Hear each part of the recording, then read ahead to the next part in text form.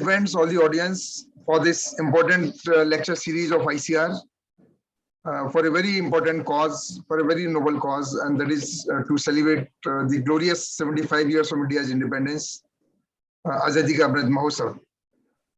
Friends, as you know, it's a very important activity of ICR to have the lectures of 75 eminent speakers on this platform, and we have already completed the lectures of 70 experts till date, and today is the 71st lecture.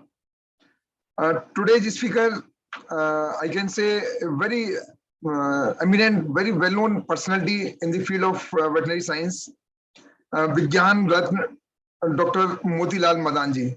We welcome you, sir, and we thank you once again for accepting our request to deliver this lecture to the august audience. Our audience includes many vice chancellors, the ICAR senior officers, the senior faculty from the universities, scientists, principal scientists, head of the divisions, directors from ICAR, and to other participants. We just allow the view through the live streaming. So there are various platforms through which it is being live streamed. So we welcome you, sir, on this platform and to deliver this lecture.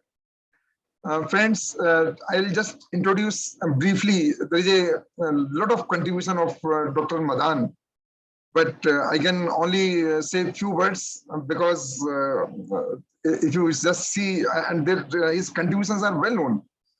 So that itself will take me a lot of time to elaborate his great contribution. Friends, Dr. Motilal Madan, Padma Shri awardee, is a distinguished veterinarian, agricultural expert, animal biotechnologist, academician, and research manager who has pursued knowledge and has contributed significantly in the areas of national agriculture development across India and different agri-eco-regions of the country. He pioneered research in animal biotechnology, and his research innovated several protocols for animal reproduction and health. Dr. Madan was born in Srinagar, Kashmir, and had his early education in Srinagar in National High School and Sri Pratap College. He obtained bachelor's and master's degrees, gold medalist in the BVSC and MSc from Punjab University and PhD from University of Missouri, Columbia, US. He has been honored with a degree of Doctor of Science in Canada by the oldest and most prestigious veterinary institution in North America, and has also earlier received DSc honorary causa at University of Agriculture and Technology, Kanpur in Uttar Pradesh. Friends, if you see his great contributions, I can just say that in embryo transfer technology, he produced 10 embryo transfer calves from a single elite female in 1 year and holds the world record for producing the first ever buffalo IVF calf called Pratham through in vitro fertilization technology. It was a well acclaimed and well recognized contribution of Dr. Madan. He successfully initiated embryo cloning work among buffaloes for the first time in the world, which has taken India to world leadership in the buffalo cloning with birth of several cloned animals in India. Dr. Madan has served and provided science leadership in 5 different states in the country and has been vice chancellor of 2 prestigious universities, I can say. That is one at the Mathura and another at Akola. He has been Deputy Director General, Animal Science in ICR, Joint Director Research, and led the Prime Minister Mission programs on biotechnology as Project Director at NDRI. He is fellow of very prestigious 6 science academies, including National Academy of Sciences, National Academy of Agriculture Sciences, and National Academy of Veterinary Sciences. Dr. Madan is the recipient of many awards, I can say, and many prestigious awards. Some of them include highest national and international recognition awards like ICAR Rafi Ahmed Kidwai Award, Hariom Award, Om Prakash Bhasin Award for Science and Technology, Dr. B.P. Pal Award, highest recognition from National Academy, Dr. Sundaresan Award in Dairy Science, and many more to his credit. And the matter of pride for all of us is that Haryana government has bestowed the prestigious Vigyan Ratna Award for outstanding scientific contributions. Dr. Madan is a committed environmentalist and with a record of having planted 1 lakh trees in a year under Green Campaign. He is an ardent mountaineer, champion cricketer, having represented state and ICAR badminton champion. A very rare combination with a great academician, a great visionary, and having interest in the sports. Known for his varied and distinguished scientific innovation and his accomplishments in veterinary and animal biotechnology, Dr. Madan has contributed significantly to national agriculture, veterinary, animal science, research, and education. And looking at his contributions, the Government of India has awarded Dr. Madan with the highest award, I can say, for any academician, with Padma Shri in the field of science and technology 2022. Heartiest congratulations to you, and we are proud of you, sir, of your contributions. The entire ICAR family is really proud of the great contributions, the great vision which you had in your field. And we again welcome you for this. And I request Dr. B.N. Tripathi, our Deputy Director General Animal Science, to kindly chair this session. Unfortunately, our Secretary Dear and DG ICAR, Dr. Tirucham Mahapatra, is not keeping good health, so he is not able to join. And he has conveyed his best wishes for this lecture, sir. So thank you very much, sir. And with the permission of the chair, I can request you to take the floor and deliver your lecture, sir. Please. Thank you, sir. Pleasure having me here for this lecture series, and I feel that's an honor. It's very kind of the council and yourself and the Division of Animal Sciences to have considered that some of the work which we have come out should come in a fashion that it will bring to us some future perspectives. I am also honored that this lecture is being held at a time when we are talking of 75 years of our independence. And therefore, as well, I was very young, I think a few years old, that when India got independence, but still that I think that there is a great legacy that which has gone down the road all these years, and to be continued working in this area is a great privilege that I, as a veterinarian, as an animal scientist, have been able to contribute in a small fashion to the knowledge and to the working through which that we'll be able to find that our improvement in our livestock. When I was told about this lecture, that I thought that what is the best topic I should be speaking on. And I think that Dr. Tripathi, Deputy Director General, was very explicit. He said that well, you don't need to be told about a topic, you have your own contributions, but we'd like you to spell something about the future, that what we should be doing. So I think that I will try to make a combination of this. And if I have the pleasure and the privilege to put in the slides, I think I will go on to a formal presentation. The topic on which I will be speaking will be designer technologies for productivity increase among livestock. So when we're talking of designer technologies, I'm taken back to the childhood days when we used to have a young old man coming into our house and then getting hold of the cloth and measuring it and then making clothes out of it. This situation changed subsequently over years into a shop where there will be a person standing and welcoming you and designing the clothes. And finally, these days that you don't have to go to a tailor at all, you walk into a shop. So this, in fact, is an evolution which has taken place. And this evolution has taken place right through in the process of life. And I will be talking to you about this type of an evolution, which is through my presentation. Firstly, the evolution which has taken place in the formation of reproductive gonads. That is the basis of all reproduction. Then we'll be talking about what designer biology is about. Then start tinkering with the gametes, going to the designer structure and function, and finally talks about that how today we have lost our gametes and what is the epilogue out of it. Friends, when we look over into the times, we find very interestingly that if we take a picture, if we take a look of the people and the times and the animals, which as they have come up, we find that they are of all shapes and sizes. And it is something about 13.5 billion years that the whole thing started when we had the atom coming in and the physics came. Then we had the atom getting over into functional form, and we had the chemistry came in, and finally it went over into the process of biology, which was about 3.8 billion years.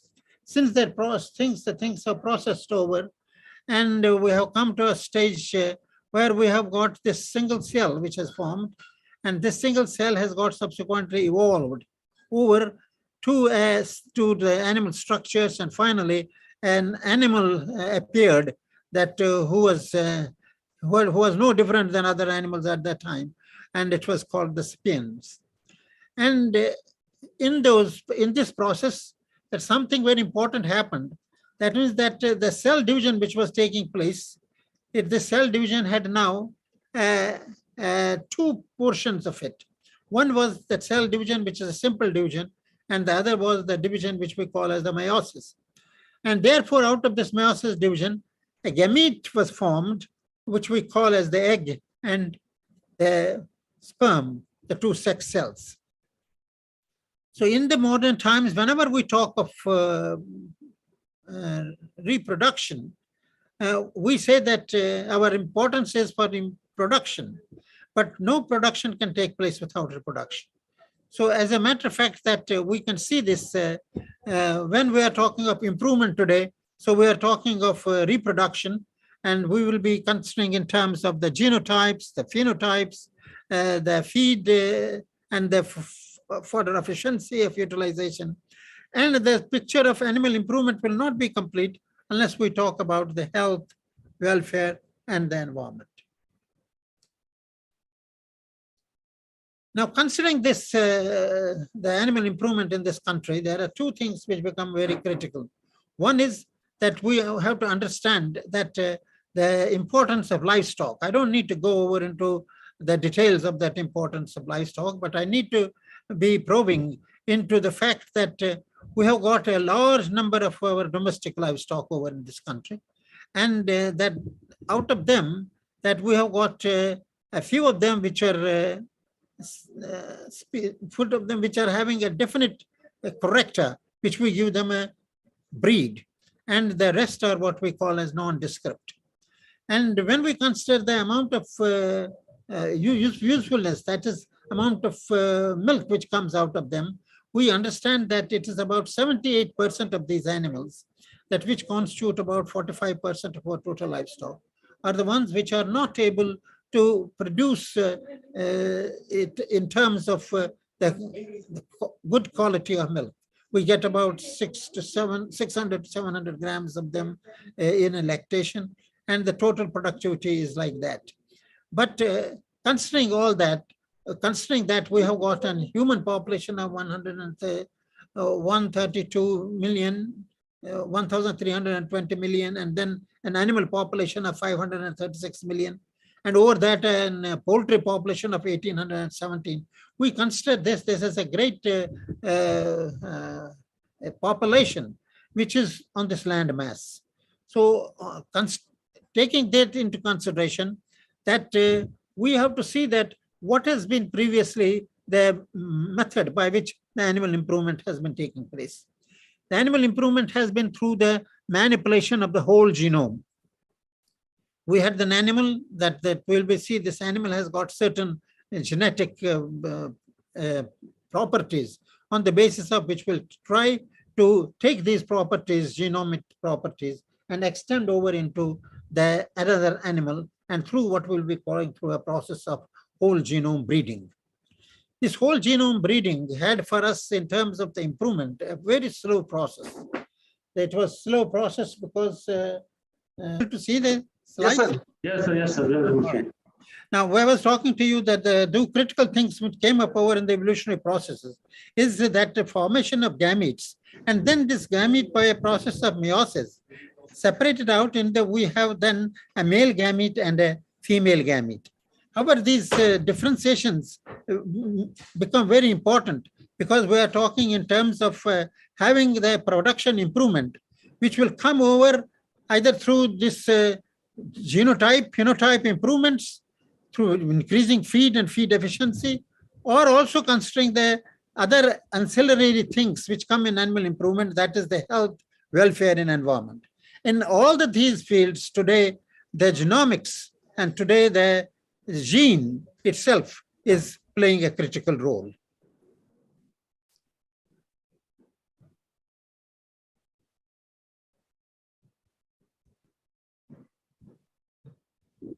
As I was pointing out that the productivity from our livestock, whether it is coming mostly in terms of the differentiation which is coming for the amount of milk which, for example, an indigenous cow and an exotic cow and a crossbred cow is able to produce.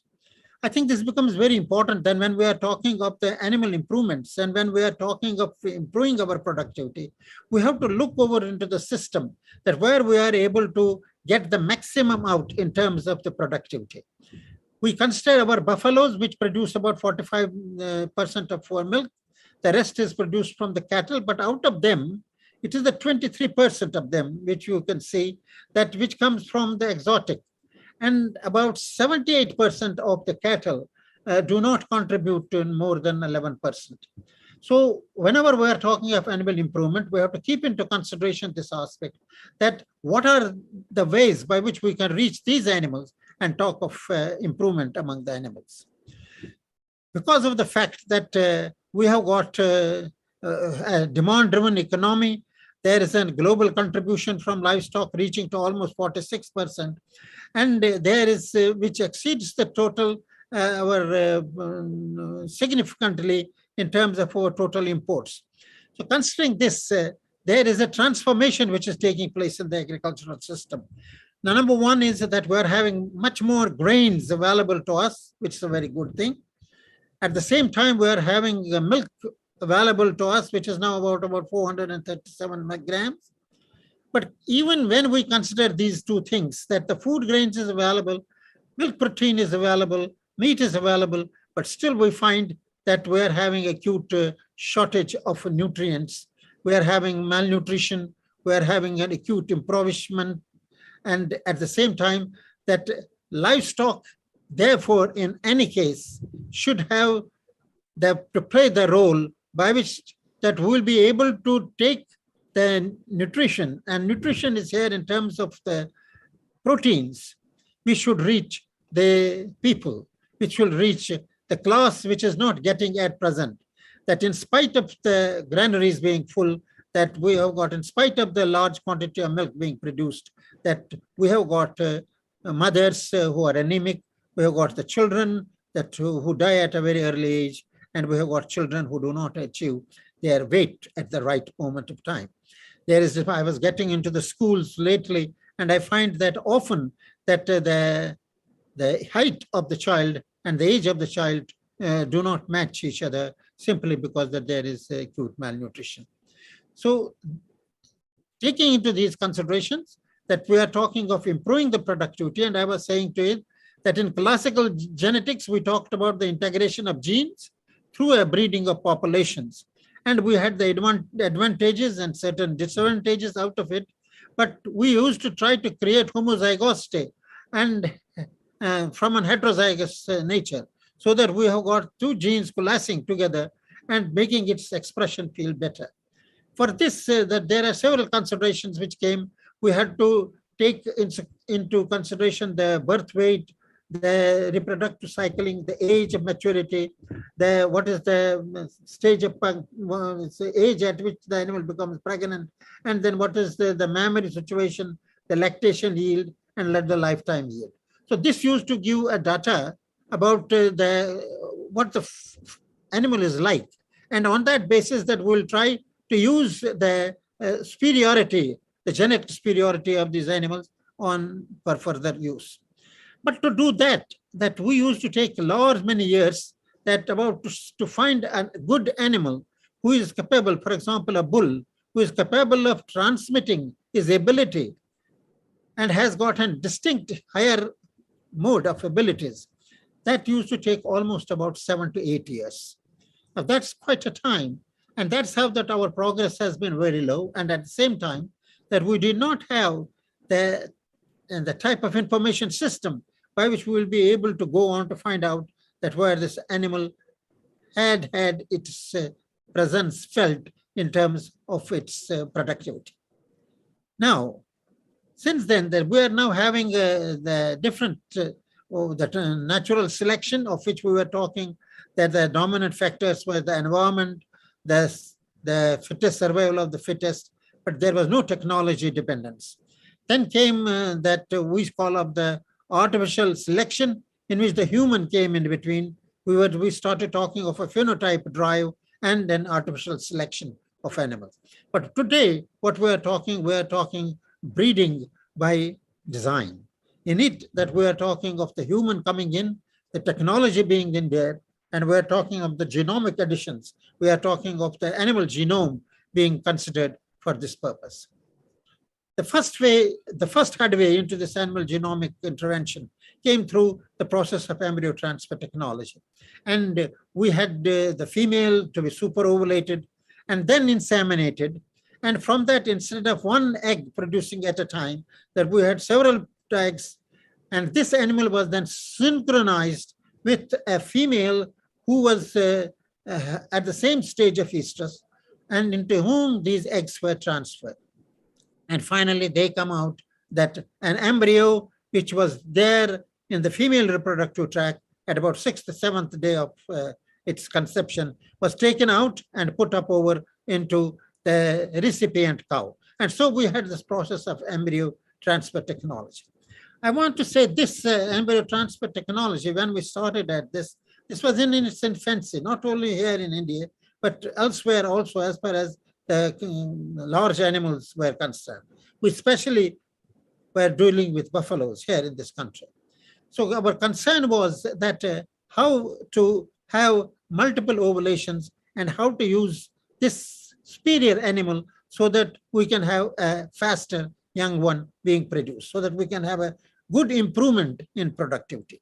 And this we could do that we will be super ovulating the animal through, as you can see, the ovaries over in here. Then the zygotes will be formed. Then these zygotes at the age of about 5 to 7 days will be taken and put over in the female reproductive tract. And through that process, that we will have the transfer processes. And once we had a very superior animal, for example, this is a 6,700 liter cow.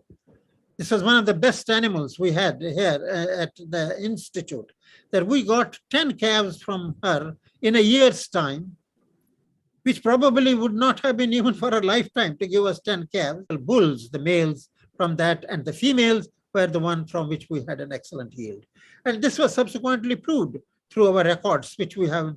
And 3 of these bulls, which produced from him, we got onto the national grid for collection and donating the semen for our reproduction purposes. But that was not what we're all only looking for.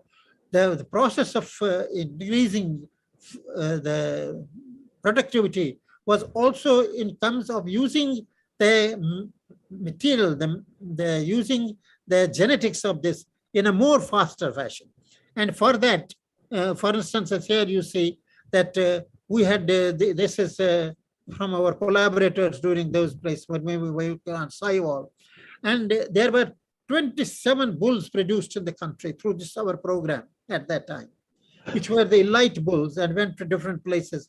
And from then we have got As a matter of fact, some of the Sahiwal progenies which we have today are coming from those bulls which were at that time produced.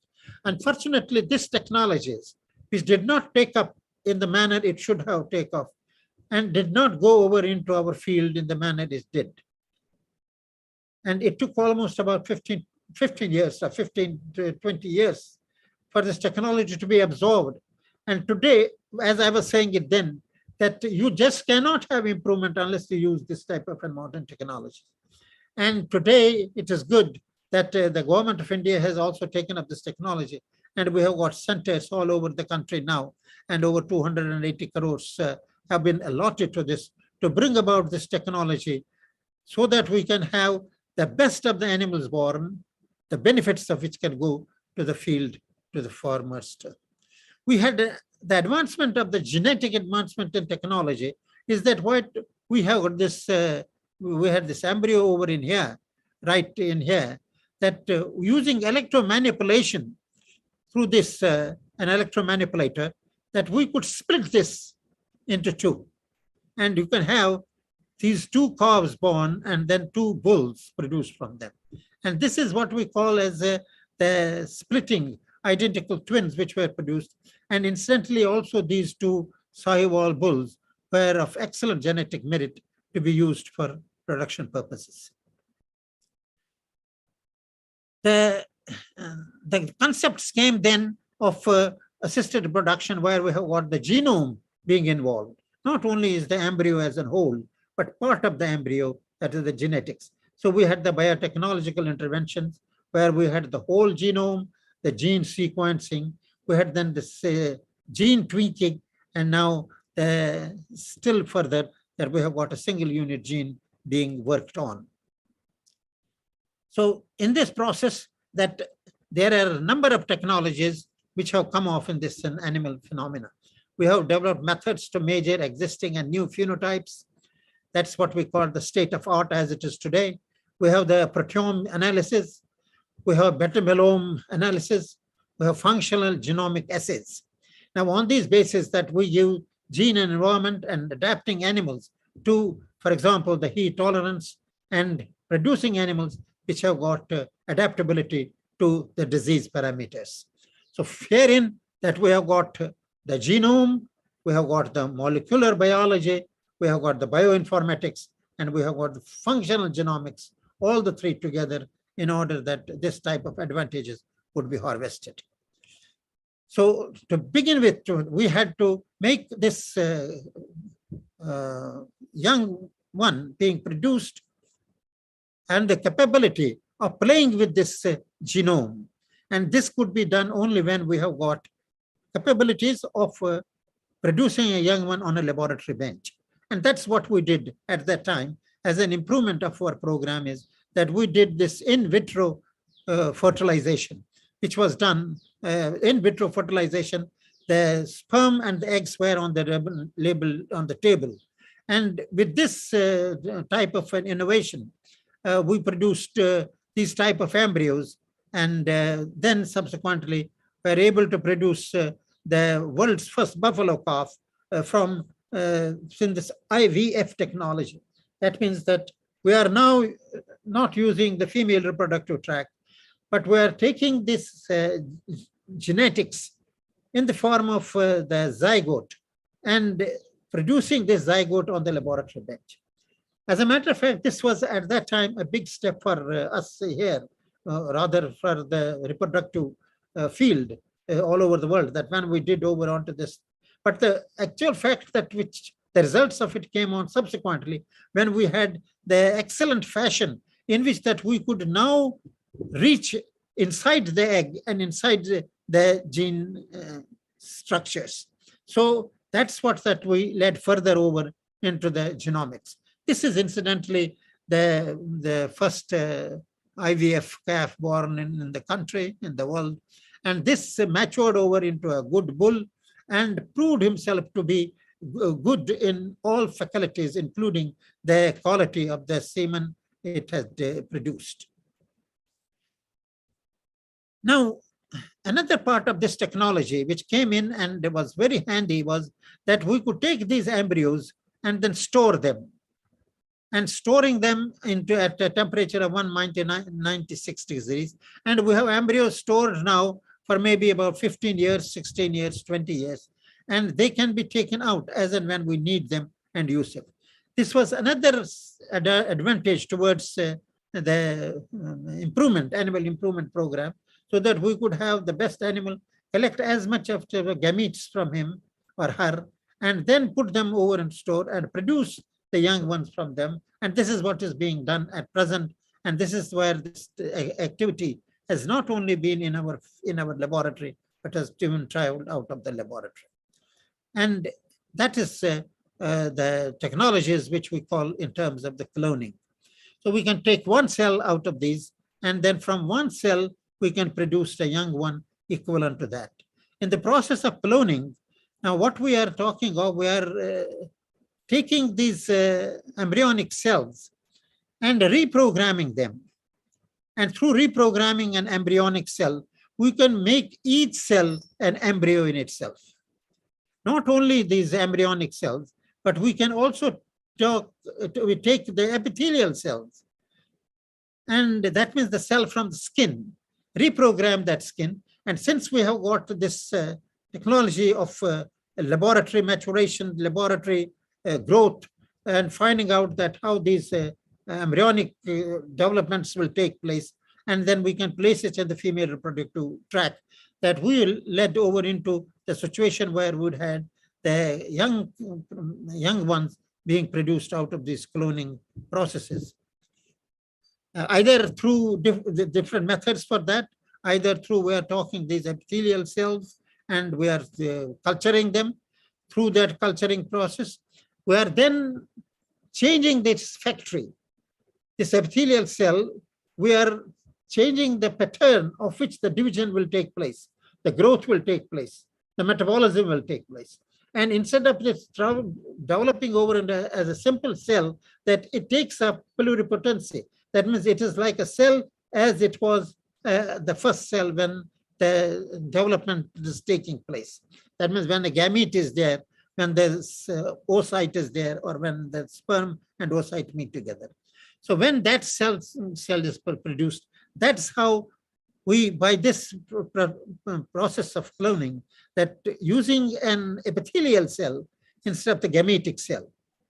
Now, this was also a great step forward in terms of the technology, that when we're now talking of taking up these epithelial cells, producing embryos out of that, and using it over into the foster mothers. In here, that thing to be noted is that we are not having any sperm. We are not having the male gamete and the female gamete. What we have got an epithelial cell, and this epithelial cell, which is a functioning cell, is then placed over into an oocyte from which the growth is taking place. And a cloned animal or a transgenic animal is produced. And we had several of these. For example, this is an animal which is born from a somatic cell. And somatic cell also not from the animals, but a somatic cell which has been collected from the semen of an animal who was already dead. So from a dead animal, semen has been stored. From that, we took a somatic cell, and that somatic cell was then processed, and the young one is produced through the process of semen cloning and embryo cloning. Not only this, but we also got over into the system, for example, a mature animal from whose cells, from an epithelial cell, from this time now, from an air cell that we cloned, and this is a young one of already a cloned animal.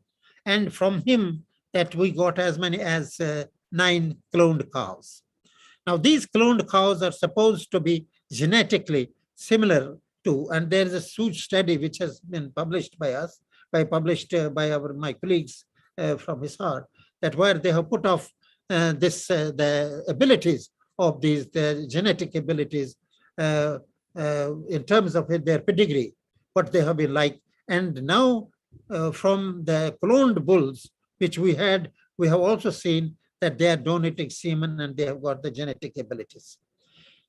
However, this must be understood that we are talking of the main gene pool is the same. But when we talk of the expression which comes from the gene tool, there are two things. One is the genes and themselves, and then the epistasis, which is coming in. And these days say that epistasis is coming up in a big fashion to find out how it influences it. And I shall be speaking about that a little later. But to take a view of this, that today, this program, national program, which we are having, that today we are having about 29 labs nationally. Where about, we have about 24,000 embryos as of the end of last month. 24,000 embryos have been collected in this IVF labs, and about 14,000 of these have been frozen because there were no ready recipients of that. About 1,446 calves have been born. And that is that how this technology has been used up, and it is being used in the field and is producing its results over in the field. However, this has to be taken with caution, that when we are now talking of having these embryos being produced, the young ones born out of it, we should understand the purpose for which they are, and there should be no compromise on taking the best of the animals, because unless we are able to use the best of the animals, our subsequent productivity improvements will not be as fruitful. And similarly, we have got this through this process of IVF and taking the genes and putting it in genes, transgenics have been produced in large number of species. And here you can see the work of transgenics in animal improvement. This is a cattle in which now you don't need to dehorn them. There is a myostatin gene which has been put up, so there is more muscle into the animal. There is milk which is enriched with lysozyme, lactoferrin. So the milk, it is with the animal itself, but this is done through the transgenic effects. So genetic use has been made over into the improvement of this animal. Similarly, we talk of improvement in the case of pigs, that we have got this omega-3 myostatin gene, which has gone over into them. Also, that there's a very important gene, transgenic animal, which has been produced, and that is, it is resistant to the African swine fever virus. This disease, no pig could get over into the United Kingdom. And now with the type of this transgenics which have been produced, that though United Kingdom is not very open to transgenic animals, but as far as the disease is concerned, they've accepted it. And this animal is also, for example, that the odor which used to come from the fecal matter, now that manure, that there's a low phosphorus manure, and it is because of a change which has been brought over through the genetic improvement in this animal. We are looking at the fish, for example, salmon fish, that the growth of the salmon fish has been tripled in 1 year using the growth hormone, and that Chinook salmon fishes have gotten higher fat, they have gotten faster growing, and they are now what we call as the transgenics fish, and are greatly getting over into the grocery shelves also. Here is a picture in which that we are talking of pigs, in which the transgenes have been put up, and these pigs have now got about 7 to 8 times more growth than their litter mates, if which out this gene over and being then in them. There is a suppression of one of the most dreaded diseases, avian influenza, using transgenic and genetically modified chicken have been produced, in which that this disease is preventable. Similarly, we have got what we call the stress adaptation. At one point of time, that there were about 120, has gone to about 327x in a year's time. And this you can see that this has put up a tremendous stress, and there is through genetics that we are talking of this gene selection and modification. To this extent, today you can see that where we are, that in about 1957 we had an broiler rate of about 905. It went to about 78 and 1,800, and it has gone now to about 4,000 grams. That was 4 kilograms of weight.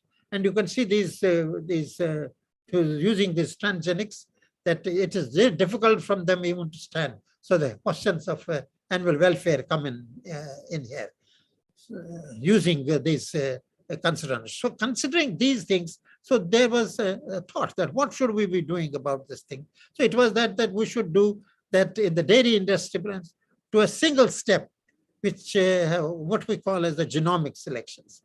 And through genomic selections is that through SNPs, through the expressions of the QTLs, that this QTL information has been collected, and on that basis, a genomic selection process has now been initiated over in different animals, including cattle. So chips have been produced, chips which have got about 50,000 SNPs, and these genomic estimated breeding values, and they compose the index with the parent averages, and then use on the basis of that chip, we can find out that what is the predict the performance, and therefore select the animals for our purposes, for our future. So what we used to do something depending upon the progeny, depending upon the pedigree. Now it is coming from the progeny. Instead of waiting for the progeny to prove itself that it is these SNPs that using these chips which are in use. That is these are in pigs, these are in cows, these are in sheep, and in other animals. And there are various forms of this chips which are available for commercially available these days. There is also that genome editing, which is a more healthier and more fitter program. That means that where we are talking of taking a genome and editing it at a single point. That is, for example, we have got now genome modifications for increased growth, whether it is in fish or it is in salmon. There is a larger ratio of N3 to NC fatty acids, reduction in the environmental impact, avian influenza resilience, then mastitis, and resistance to the viral diseases. So particularly the viral diseases that was talking of porcine reproduction. So there are these then where we can have now the interventions, that means that the new livestock, that in them, that instead of going over into the whole gene, the advantages that we are going over into a technology which is called the CRISPR-Cas technology. As a matter of fact, that this CRISPR-Cas technology came in about 2015, but nothing was as revolutionary as when man went onto the moon and they said that a small step for man and a giant leap for mankind. I think that this has been another giant leap for mankind when we talk of this CRISPR-Cas technology system, in which we just go and just touch, just as in the natural place, touch a nucleotide over in there. And by understanding that, what is the nucleotide sequence, and by understanding the structure of that gene, we can bring about a point mutation. The point mutation in itself is just like what is taking place in the nature. That means on one hand, we'll say that we are playing what nature was playing, but at the same time, we are also saying that today, now we are not talking of taking up a gene from an animal and putting in another gene, but we are only simply modifying the gene. And through that modification of the gene, we have got the zygotes and then finally the genetically engineered young one. And here we can see that we have got these chips being manufactured now in India, which is an advance which has been made. We have got one put up by National Dairy Development Board and for cattle as well as for buffaloes. We have got one from from our institute, Biotechnology Institute in Hyderabad. As a matter of fact, they have claimed that this is the largest of the chips that they have got as a present in the world. But however, that with this indigo, as they call it, which is 11,498 this chip, this is supposed to be used, but we have these chips already in position, but we're waiting the data, evaluation data, which will come from that. What's important is that how effective we are in picking up these animals from these animals, because these chips are to be produced on the basis of the performance and the known production from the animals from which we have got the information which is going over into the NSPs. In the United States, for instance, we understand that there are thousands of animals that who have got a very high production, and from those animals the data has been taken.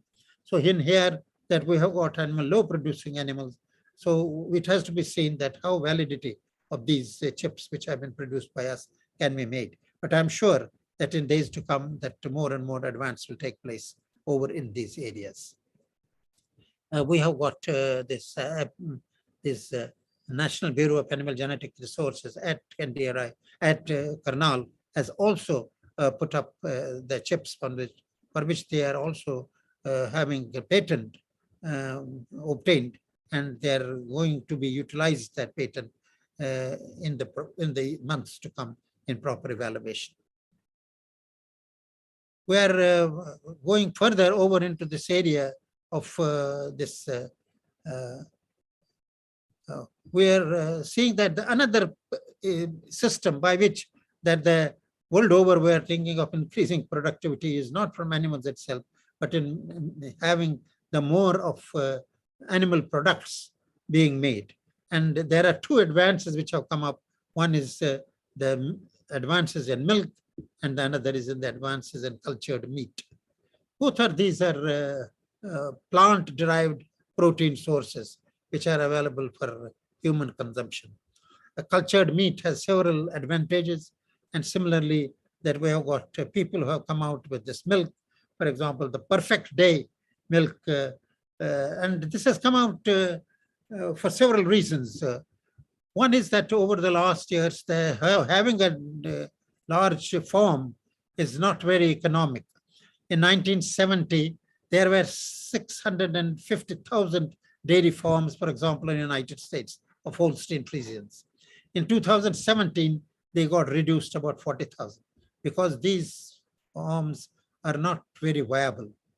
And there is a great, we see that as we go over into in the years to come, that the number of farms will be going down and down. So on one hand, there is a economy in terms of economic costs of milk production are increasing. And at the same time that there are alternatives which have come up, for example, in the area of animal-free milk. And this is exactly being deciphered to be the milk as we have it. And there is properties of which have come out. And there is a great consumer acceptance for this because it's nutrients. It is comparable to the milk which is coming from the udder. So we're having this use of pluripotent stem cells, which are being put up over into the process of meat production. So instead of the cell, it is going over into the formation of a muscle, instead of it going in the formation of allowing it to go over into the system for which it has been derived at. The cell is able to multiply. A muscle cell is able to multiply and is able to produce mass. And that mass is what we call as the artificial meat these days.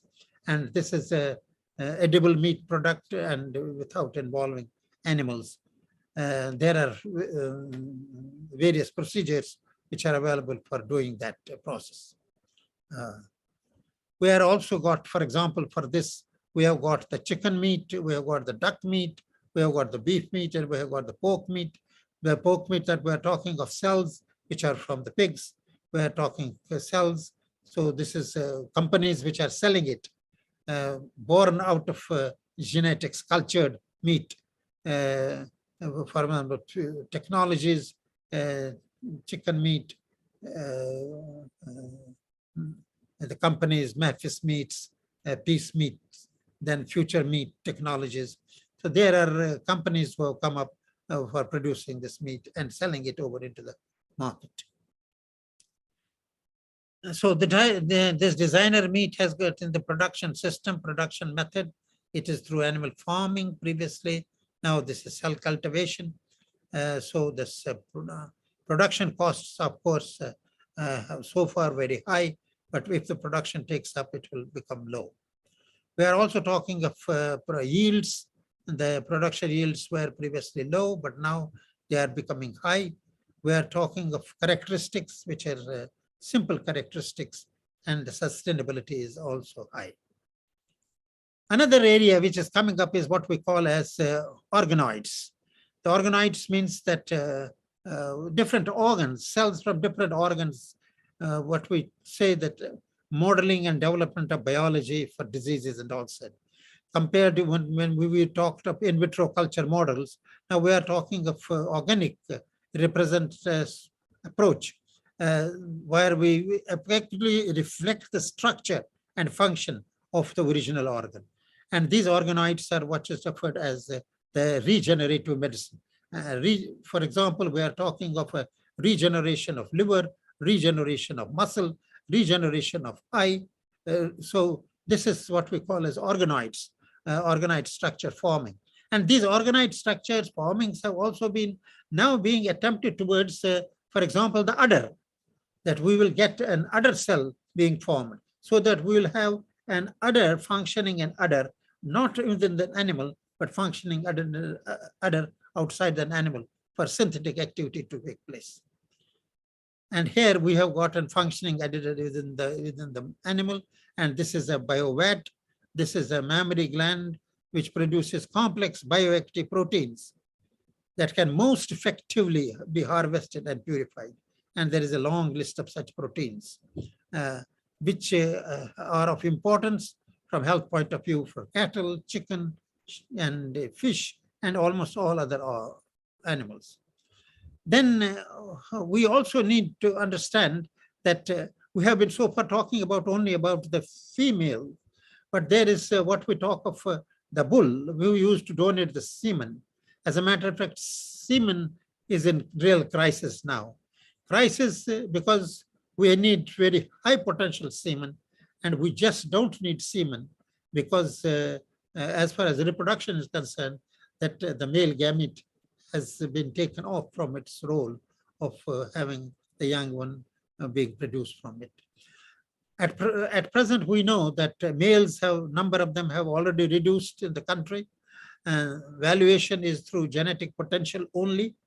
And the animal energy, which used to be something to the tune of about 40% of our total agricultural energy, has come down to about 3 to 4%. And year after year, we have got about 59 to 60 lakh tractors being produced annually. And therefore, the male, even for the use of for agricultural purposes, is dwindling very fast. And then farmer feels that just for about 20 to 40 days work, that he need not idly keep an animal for about 187 or 200 days. And therefore, that the economy dictates him that he may not have a male at all. So under these circumstances, that we have to be very careful that what we do with the type of breeds which we have, and we have to nurture the best type of animals, use the females to produce the bull mothers, and from that we can go over into this functioning. But at the same time, that we have to see that how we can increase fertility.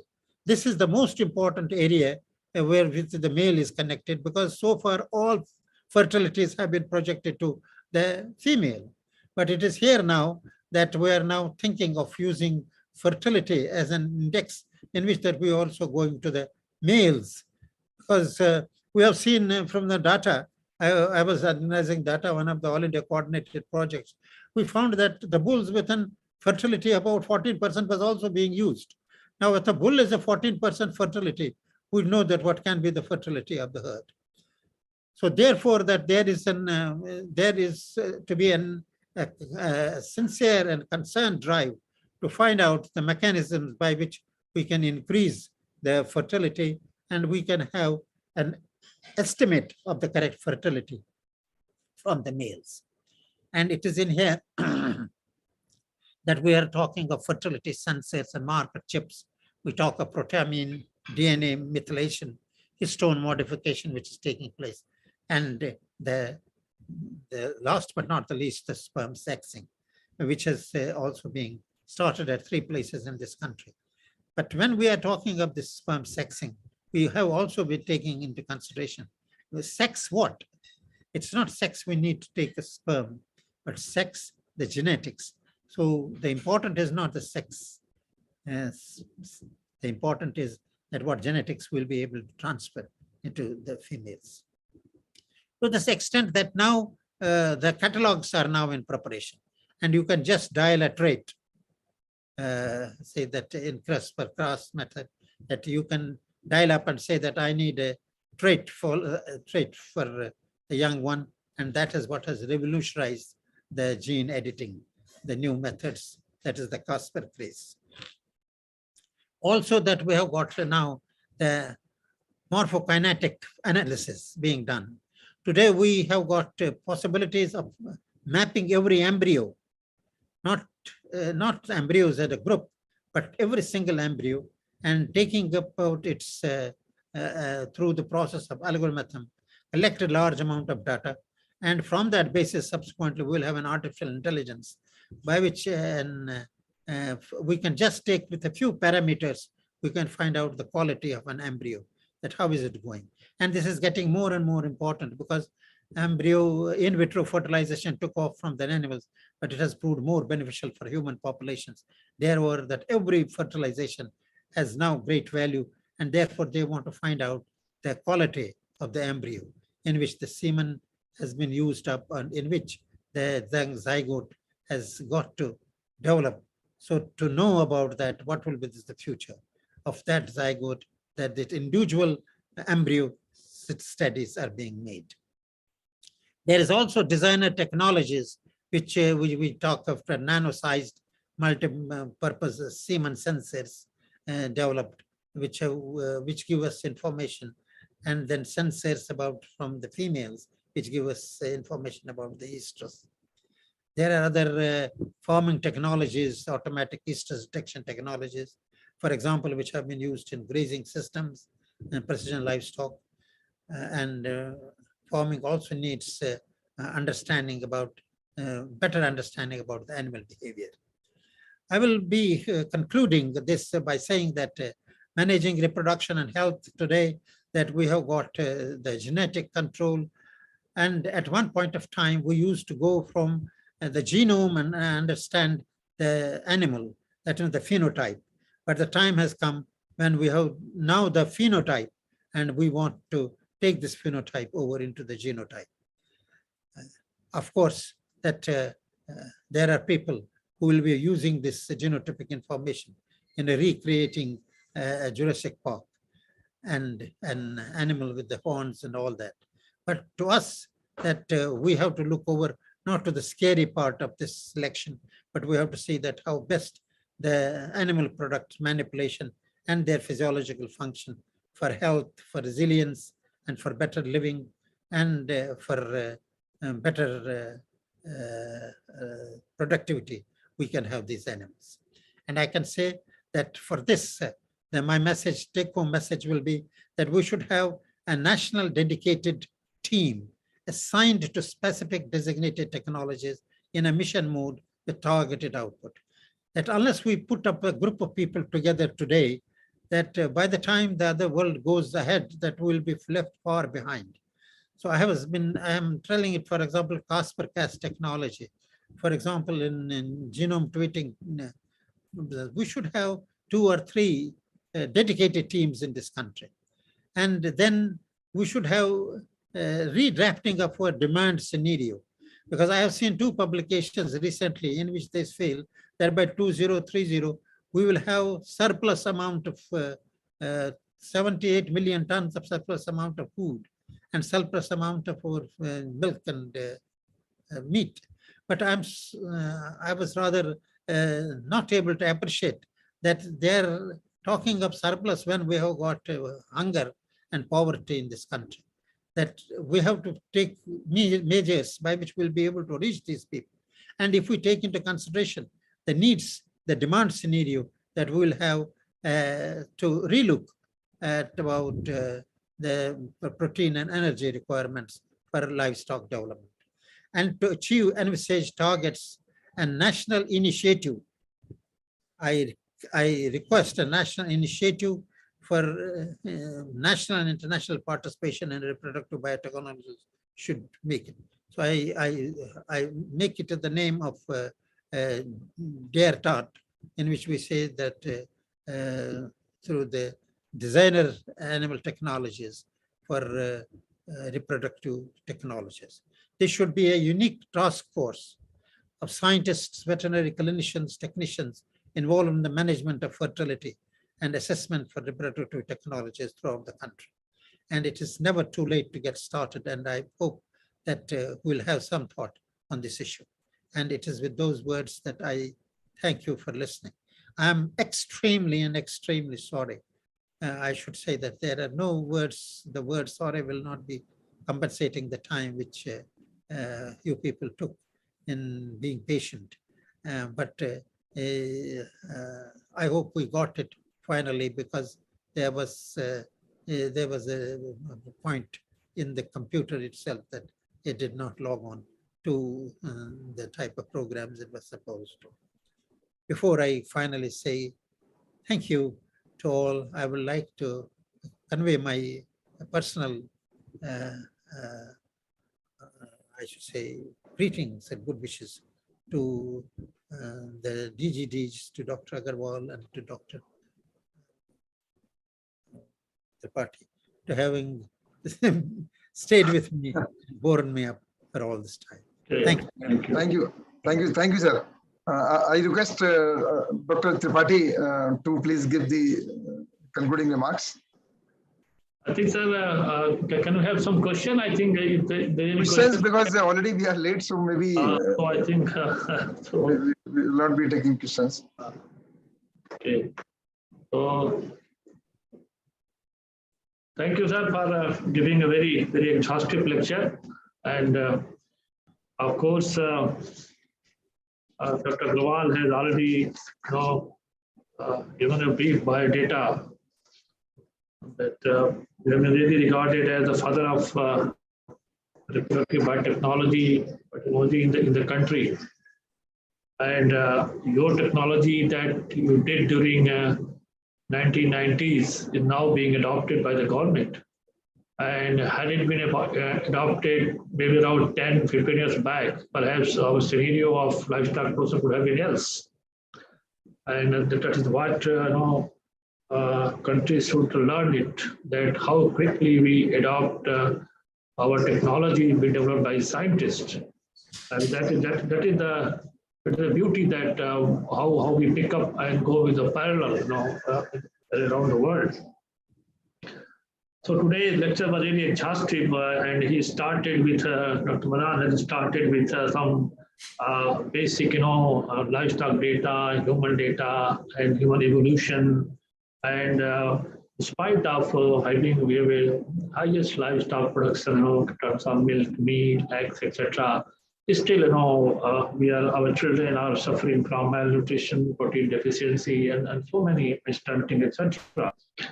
So here is the one that we have been using traditional kind of breeding, and that takes almost 7 to 9 years when you go with an protein testing program. And now, so he says that production can achieve only when you go through the reproductive technology and breeding technology. They should go hand in hand, and then we can achieve our success, because our animals' productivity is very less. It is almost less than 2,000 per buffalo and maybe around 1,500 for cattle in generally. though we have whatever milk currently we are producing, this is all the effect of technology, and the human population has increased from 1950 to 2000. Now today we have got 135 crore people, and but animal population has not had not increased in the same pace. So therefore, whatever we are getting today in terms of milk production, meat production, egg production, they're all technology oriented. But even then, we have not been able to achieve, we have not been able to really enhance the productivity of animal. On production aspect, we are fine, but on productivity aspect, we are really poor. And therefore, such like the technology that has been started by him, starting from the embryo transfer technology, then shifting, and the first ETT cow was born, and then he started with in vitro fertilization, and where Pratham was born, and that also was a landmark achievement in India as well. But since then, and then we have gone further ahead to go with the cloning technology. We have perfected it, and he has shown that how CIRB and NDRI both are producing several cloned calves. And this is again technology of tomorrow. Today we are not adopting it. We are trying to convince the government that it should be adopted, maybe on the pilot scale, and then we can see the effect. And already CIRB and NDRI are working on that, and several cloned calves they have produced, and also they have produced their progenies as well. So this certainly will be the technology of tomorrow. Maybe after 5-6 years, we might be using the technology as well. And then he also very clearly said that how government has adopted around 30 IVF sector has been opened in this country, almost with a cost of about 300 crore. So government is now conscious and trying to also see that our human resource development should be there, and ICAR is going and will play a big part in training the human resources here, so that these 30 centers can be really manned with a trained technician, so that IVF can become a kind of very very common thing, which is now we see IVF in humans. Every city has got laboratory. So similar thing we are going to see in animals also. And when that day will come, perhaps we may have hundreds of IVF centers in the country, then perhaps our productivity and faster multiplication of our animal germplasm will be there throughout the country, and will perhaps achieve to the objective. Along with the development of new genomic tools that NDDB or NIAB Hyderabad or our NVGR, they have developed a high density chip also. And they're also combining their chips. In fact, NIAB Hyderabad chip and NVGR both are being they're working together to develop a good chip for the different trades, so that it can be easy also to adopt, and it should be cheaper also. If the cost is the price, people are not going to use that. We are also trying to work on how to these IVF, these all consumables are very expensive. So government wants that we should develop some indigenous media and consumables, so that people, it can be not very expensive to the farmers. So NDRI is also working in the direction. Then perhaps he has also gone to that many these transgenic animals, whether in terms of disease resistant in chickens or in pigs like PRRS, and many even the avian influenza or other productive trait like omega fatty acids and many things, and which has really come out. The kind of technology is now there, and people are working on that. So, and also in India, also people are trying to produce transgenic animals with different traits. Our DPR, Dr. Research Hyderabad is also working on transgenic chickens with certain traits, and perhaps they will be successful in that. And Dr. Madan has also discussed about the CRISPR-Cas technology. Genome editing technology is the one that perhaps ICAR and entire our system should work extensively on it. Because this one technology for the production, for the health, both the technology can be used. And health also, you can use for the vaccine production, we can go for the better diagnostic development. And also similarly, it can be used in the production, in the in the transformation of embryo, or modification of embryo, gene editing, that is all can be done by this technology. And perhaps we should work on a mission mode and should see that how this genome editing CRISPR technology is being used across our ICAR institute. Then he has also developed synthetic milk, how he developed how USA, dairy farms are decreasing, maybe up to 40,000 has come. Now they're going for the synthetic milk. Cultured milk is another area of research that researchers in India, people are working on it. Even our NRC on meat, Hyderabad, working on it. But of course, in the other parts of the world, as we stated, even chicken, duck, pork, etc., being produced as a cultured meat, and people also preferring that. Then he also talks about organoid application, that is under development, and also we have to inform that also some ICAR system and an NAR system as such organoid application for the modeling, developmental biology, and diseases is also people are started working on it. And biopharma and the challenges in technology, infertility in males, they're all problems, and we are also addressing this issue by developing infertility biomarker for bulls. Normally, whichever we see that pollen tested bull, we suppose that they are good, but our study says that not all bulls are fertile the way we go for using the pollen tested bull. So through all these things that perhaps have been very nicely dealt with by Dr. Madan sir, and he also finally he told about the embryo morphokinetics, embryo health. People have gone to see that to evaluate embryo health, and perhaps his son is working in Canada on that. I had a discussion with him, so he's working on embryo health, and he developed an international laboratory as well. So similar kind of work, really, we should also take up in our institute, and perhaps that will also help us to go a step further in reproductive biotechnology. And then finally, he told about the way forward and how we can have a national task force on the program and target-oriented work in the country, so that we can really achieve our objective of getting better livestock productivity, overall livestock production in terms of meat, milk, and eggs, and also looking at our India, our country is called as a malnutrition country. It should not be like that. We should be able to see that our children are getting nutritionally sound food and our designer food, etc. So even the agriculture and crop science also, we are having biofortified crops for different kind of minerals, vitamins, etc. So if both crop sector and this animal sector both work together, then perhaps we can able to reach the objective of having a healthy India, the country.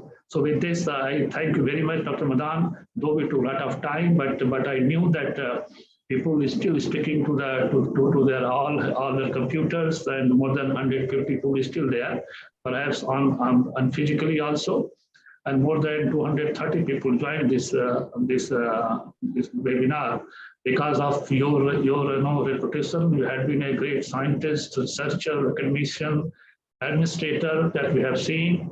A wonderful orator now the country can have, and one of the best scientists this country has produced in the country as far as the animal biotechnology is concerned.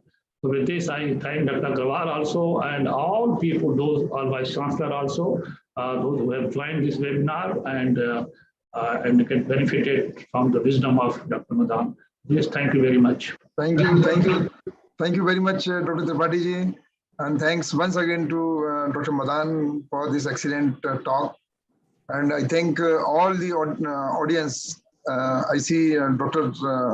A.K. Mishra, also former chairman ISRB, vice chancellors, many directors.